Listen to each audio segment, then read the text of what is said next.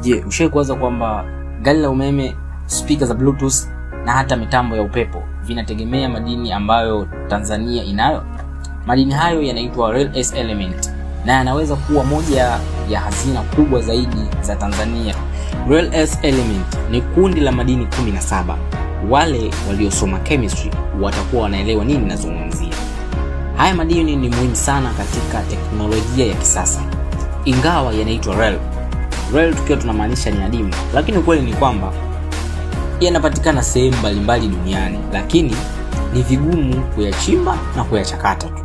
Lakini pia licha ya ugumu wa uchimbaji na ugumu wa uchakataji wa madini haya duniani, Tanzania imebarikiwa kuwa na moja ya miradi mikubwa ya rare earth duniani inayojulikana kama Ngual Rare Earth Project iliyopo mkoani Songwe karibu na Mbeya.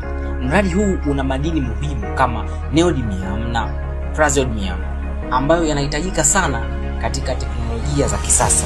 Lakini je, ushawahi kujiuliza Tanzania wanatumia madini haya kwa umuhimu gani, wakati tunafahamu kwamba Tanzania ni moja kati ya countries ambazo hazijawa very advanced katika issue za teknolojia?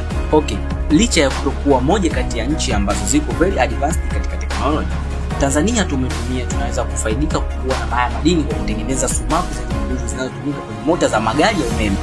Na ukiachana issue za mota za magari ya umeme, pia tunanufaika kuwepo na madini haya ili kutengeneza vifaa vya electronics kama simu, kompyuta na speaker. Lakini pia hutumika katika mitambo ya kuzalisha umeme wa upepo, yani wind turbines. Tukiachana na wind turbines, yani umeme wa upepo, hutumika kwenye vifaa vya tiba hospitalini na baadhi ya teknolojia za kijeshi.